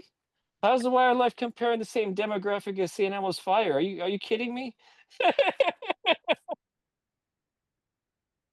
Oh, wait, is it all I need is a pair of wheels or a pair of wings? Or what? I don't The know what the lyric, reference is. the St. Elmo's Fire, I I have can no find a new idea. horizon. I have no idea. I have no idea. Okay. In Heather's, what's the conflict going on? She wants to be part of the clique, and what are they? Are they are they witches, or what's the deal in Heather's? They're a bunch of stuck-up cheerleaders. So that's it. Yeah. And so then And she Christian Slater. Well, okay, I think she at and first Christian, yeah, she yeah, wants to fit yeah. in, but then after meeting Christian Slater, it was like, "No, they just want revenge," and it's funny because young people are saying it's problematic. No, it's meant to be a black comedy. That's the whole point. Is it's supposed to be messed up in the head. And people just don't get it. All right. My one of my poems got roasted. Not my cowgirl poem, but yeah. But I'm glad it did because I think that a lot of stuff we wrote back then just doesn't hold up now. Um, you know, this Okay. is not about your film. Never say never again or Octopussy. I Came out the same year. Yeah. Which one? Well, Never Warren, never say never again or Octopussy. you just go by Octopus is reviews. Yeah. Go by Why? reviews. You never say Why? never. more seriously made. Yeah. What? There's a more serious tone, I think you meant, right? Yeah, yeah. That doesn't have Connery. Connery's everything. Yes, but wasn't he like was it people were saying he's over the hill, he was miscast, and he was just really and And I finally, but I look at if you're gonna ask me now, what do I want to see? I would rather see passively "Never Say Never Again" versus Octopussy. Octopussy, you got to get into it. You got to hear the whole generals talking, the Russians, and I actually do agree because I'm very much am into seeing actors, just maybe a little past their prime, but just really holding on and really just going for it. Now he didn't do that good in League of Extraordinary Gentlemen, but in Never Say Never, I what are think you talking about? Who are you talking about? Sean Connery. Maxence. Oh, Connery. Yeah. Uh, No, I like Connery. First of all, Never Say Never doesn't feel like a Bond movie, but it's got the elements that a Bond movie yeah, has, and it right. does some of them better, like Yeah, to have the seductress that's a right. villainess, The which you element, don't, yeah, you don't see too much. You guys see Grace Jones, right? You see that in Beauty yeah, or yeah, Kill. You yeah. do. It's because, well, Bond has always been this formula with Never Say Never Again. Again, I haven't seen the whole thing, but I do know that if he's knowing by the reviews, this is something I'm more interested in. I want to see character growth. I want to see what happens after the prime of his life, the prime of his career, because that would interest me. Um, Yeah. Ward, what was I asking about? What was the timeline? Oh yeah. I was, yeah. Okay, so I have no clue because first of all, I don't like the Bond movies after Skyfall, right? So and this isn't a graphic novel or comic. So how do they account that Blofeld died in 81 after in For Your Eyes Only, but yet he's in Spectre and No Time to Die? How Alternate do universe. how do they explain that? Was it a different universe? It must be, right? It has to be. They wouldn't explain it in a spy Do genre. do do do Nobody do they could. do they do they ever acknowledge Tracy Bond in any movie after like For Your Eyes Only? My understanding is the only reference they ever made was when Roger Moore says this never happens to the other fellow. Yeah. And No, that's not Roger. That's George Lazen. Yeah, Lazenby said in is he Under said, yeah, Majesty's. okay, okay. Yeah, yeah, Yeah. yeah. But don't forget that movie. That's the movie where his wife gets killed by Blofeld, Yes. Yes. and then he comes back in Diamonds Are Forever, Mhm. Okay, so and then and then he how do you and know then he what? Okay, how do you know it's not the son? because they say Or he's Blofeld. They say he's Blofeld. yeah, but or maybe he's just somehow miraculously survived. We don't see a body. That whole thing. Well, I don't think that's the intention. I was just wondering if they didn't care. Like they said, well, we'll just figure it out. It's like like even Moonraker. Then does it where does that fit in with the whole saga of the series? I have no idea. Right. And they weren't even intending to do Moonraker anyway. They just did it as as a reactionary response to Star Mm. Wars. Yeah, yeah, yeah, I think it was going to go straight from Spy Who Loved Me to For Your Eyes Only. I think yeah. that's it was going to go straight to that. Um, and then how many times are the Russians the enemies? You got From Russia with Love, right? Yeah. Well, Corona, yeah. What Warren? Glasnost. Why? Octopussy, For Yes. Your Eyes Only, Spy Who Loved Me. Yeah. Yeah, I mean that's really four or five right there. So yeah, I miss the days of Casino Royale. Did you see the Peter Lorre Casino Royale? Oh yeah, TV. It's a live. It's like a live Yeah, TV person. Playhouse 90. It's pretty cool. Yeah, They're just yeah. playing cards and so The torture. yeah, I mean, the torture scene is like the main draw because that's what they did in Daniel Craig's version. So that's yeah, yeah, yeah. the American Bond. That was interesting. But yeah, That's the greatest thing about that is to see Woody. Well, no, Woody doesn't play Bond, but to see Peter Sellers play Bond. yeah. Because We Peter played Jimmy. Sellers is Yeah, just Jimmy Peter. Bond. Yeah, and But I it's don't funny think because yeah, the movie is not that bad as everybody makes it out to be. I really had fun with Casino Royale. It's a that's little me, long, of if course, I'm wrong. Yeah, but yeah, I I mean, barely remember it. it's an overdone epic, and the fact that they had two movies in '67 that could withstand the okay, market, because yeah. I don't think Casino Royale was a flop, but it was it wasn't a hit. It It was wasn't a flop. It still made money, so you had two, and then wasn't there Peter Falk? No, that was a Clouseau movie, right? There was Inspector Clouseau with Alan Arkin. yeah, that would be Peter Sellers. Right, Yeah, and then yeah. don't forget about that. Yeah, actually, I should have said it. But there's also like the Matt Helm stuff. Matt Helm, the Oh yes, Dean Martin. You had all that stuff yeah. in the '60s. And who else did you have in the '60s? Well, And yeah, like well, Flint you was had there. Knight Flint. Yeah, yeah, and you had these Italian guys too. I Yeah, forget what the series is called. But there's like the Italian with Anthony Isley. There's all different yeah. stuff too. So like Is so you have why like yeah, Austin Powers would make fun of it's all sort of that. yeah, it's sort of like saying like in the '70s you had room for like six Bruce Lee characters. Like Yeah, Bruce Ling, Dragon Lee. yeah. Um, you know, And James Nam, is exploiting the hell out of the Bruce Lee. yeah. Yeah, he So passed away. I don't think that anyone's trying to defame his legacy or history, but you saw like I don't know. It keeps coming up the subject of papers that Robert Baker, who's the guy he fights in Fist of Fury, Okay. who plays the Russian Petrov. Um, Apparently, there's these letters that are being auctioned, or they were auctioned Hmm. recently. Like, did you know what I'm talking about? Like, No. these letters that Bruce Lee writes to Robert Baker about they're written in code, but such a way that you understand that Robert Baker was buying drugs for Bruce Lee, Oh, like psychedelics okay. and stuff. Because Bruce would be like, "Can you give me some more of that pixie fantasy Hmm. stuff? That was great." And Okay. so, um, if there's anything that's sort of like psychedelic, I don't notice it in any of Bruce Lee's movies. I mean, Hmm. I don't, That didn't Right. affect his work. you know. Yeah.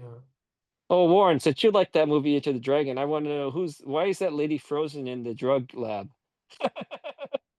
There's a lady that's just staring there frozen. She doesn't talk, and there's a lady saying, please help me get out of here." And then there's a lady that's like a Yeah, zombie, and yeah, maybe they gave her a drug.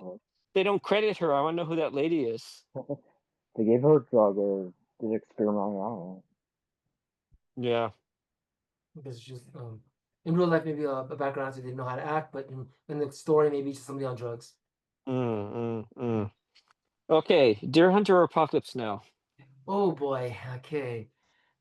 I like Deer Hunter actually, but I would choose Apocalypse Now as the more definitive. Deer Hunter, I think made a statement. It did the Well, they're two different subject matters, in my opinion. One is like, if anything, Deer Hunter is coming home, closer to coming home. coming home than Yeah, Apocalypse. Apocalypse is just a sort of nightmarish fever dream, yeah, yeah, yeah. Uh, The heart of darkness kind of thing. yeah, but it still gets considered as a Vietnam movie, Yeah, It's kind of weird. Like, I don't consider Full Metal Jacket, but I guess, his stylization and his. I'm not saying it's glamorized. I don't think it's, but it's just yeah. the style. It's like I'm on Instagram with the Viet Life thing, and they said that every other American movie about Vietnam is a lie, and I'm just trying to listen to their speeches, and yeah, it's crazy stuff.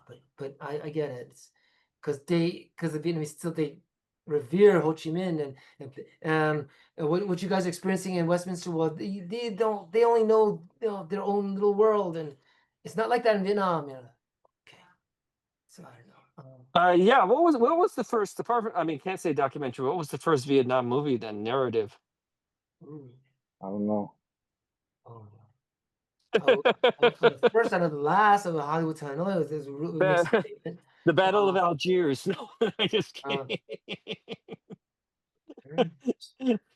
would you put hair in there? I mean, what, like, Hair, yeah, you could, yeah. I mean, the hair's more or hippie, yeah, yeah, yeah. but So, the whole but it was still unknown. They didn't show the war. They just got shown getting shipped off to war and he well, dies. I want to talking about that musical subject matter. This is non-Vietnam related, but why did they change the time period on Tommy for the movie?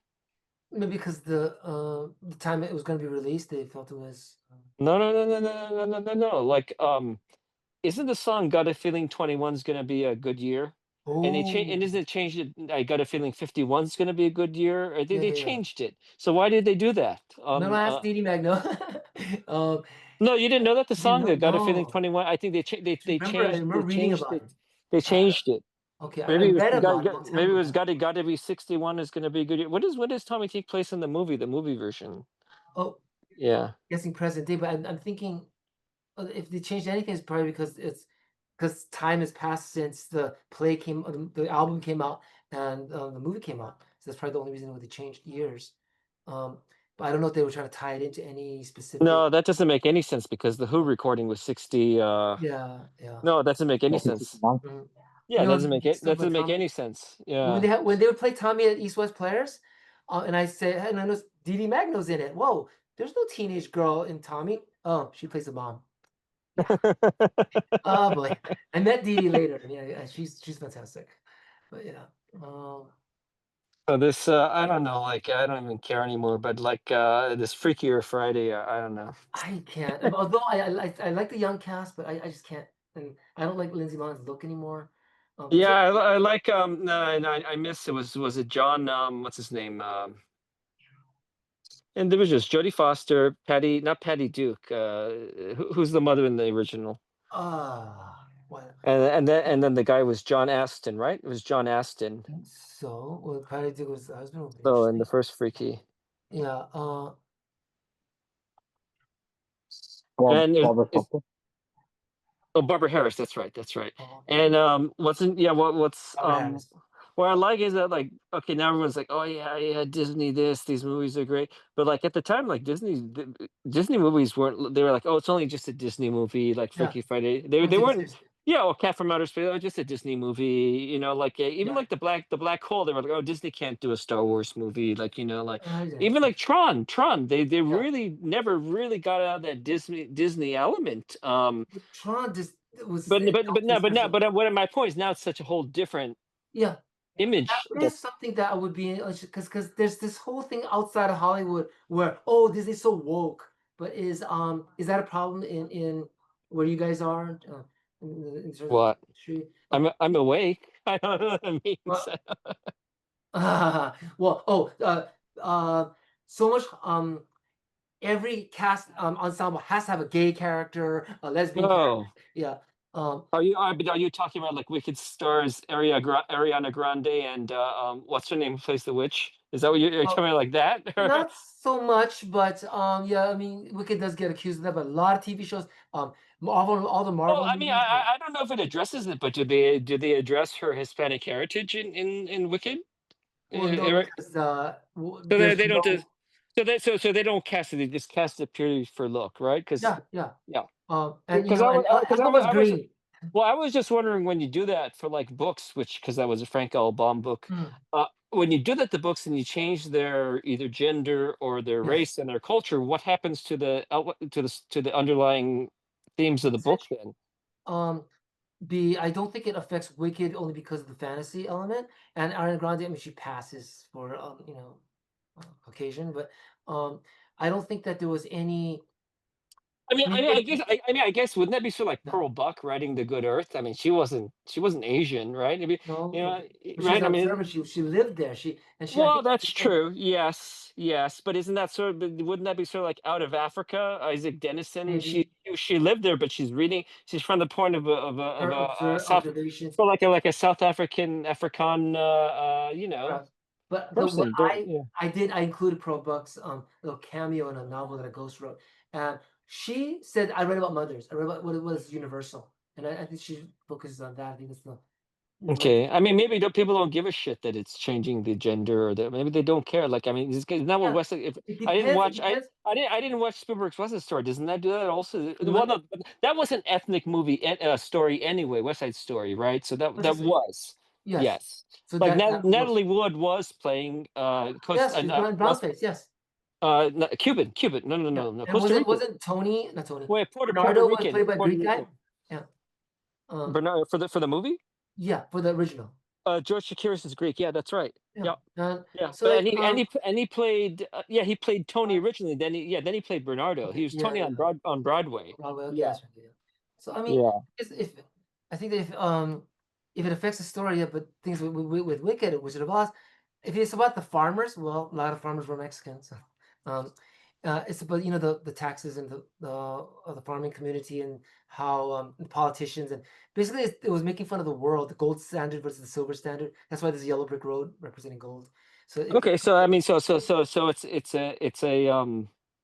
it's a product of the social yeah. environment that And it exists when it Wicked was def written, which makes yeah, totally sense. Wicked Yeah. definitely is in terms of the 90s. It was about oppression and it was about so casting a black actress for Elphaba actually does work because she was being ostracized. So that's really sad. Right. Um Right. Right. Yeah. I was curious along those lines, you know. And then mm. the other question, which if we go off on a little bit of a tangent here, is like, okay, can you name a Poitier movie where it's not about race? No, don't give me his later career, okay? Lilies of the Let's Field. I mean, I don't think that's about race. I mean, uh, maybe they touch upon it, I think, okay. but he's just So building the church. I'm just figuring out like it was. I mean, like he really believed in it. I mean, I think he felt like he was the proponent force for that movement I think we had in the studios '60s. too. But like literally one after another, Patrick Blue, Yeah. Guess Who's Coming to Dinner, In the Heat of the Night. They're all about race, the racial And divide. I would argue in the heat of the night is not so much only because he's What a are you cop. talking about? They're talking about Well, like, hey, you got you're African, you're a black guy coming into our town. You know what do you mean? And then it goes on to like they call me Mr. Tibbs, which falls yeah. straight into like the black exploitation movement. Well, yeah, it's okay. I Um, guess so I'm wondering, is there any movie? Okay, don't say Little Nikita, don't say Shoot to Kill, don't say what's Uptown Saturday Night, right? Oh no, he directed that. He wasn't in it, but yeah. So but I would Buck and the Preacher. am I quoting the right title? Because I was saying Lilies of the Field, but because it wasn't so much. I don't recall the nuns being uh prejudiced. I I just felt that he was oh, himself. also Blackboard Jungle, wasn't he Blackboard Jungle? Yeah, yeah. Okay. Yeah, so I'm so looking that's at what I the What mean. about synopsis for that. I don't see Buck that. and the Preacher? What? Buck and the Preacher. I don't know what that is. Mm. Sorry. Sorry to Co-starred who. with The Harry creature. Belafonte. Oh, sorry whoever made that movie. I Mm. don't know. But yeah, I was curious about him, and then boy, I would have loved to see him in more movies. I mean, I thought he did a great job in Shoot to Kill, but by that time he was in his 60s, right? And he was like, okay, Yeah. forget this, forget this. But I was glad to see him make a mid-range Mm. budget film, you know, like that. I don't know if there's anyone comes close to that uh that level of intensity and chemistry that he had. Patrick Blue's a terrific movie. Shelley Winters and Sydney, and great Jerry Goldsmith score. It's rarely seen. It's a really, really good Mm. movie. Okay. Okay, Warren, feed us more. Come on, come on. Oh, what's our time? No, I'm getting a little hungry, but yeah. 24 hours. No, Ha. you can sign off whenever you want. I'll just keep talking to Warren. Okay. Warren, what's the next prompt? Oh, that's a quick question about November. Like, Or you're live, by the way. So well, Warren, give us the next prompt.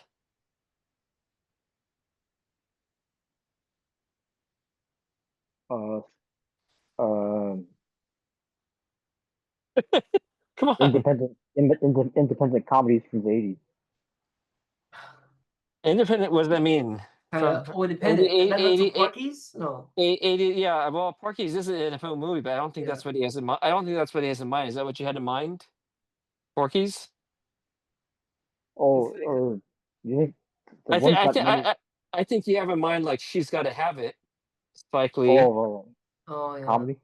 Well, you said independent comedies of the 80s, right? So then if you Yeah, go yeah. towards the late 80s, like True Love, which won the best picture at Sundance, and Mm. what else? What else is 80s? Yeah.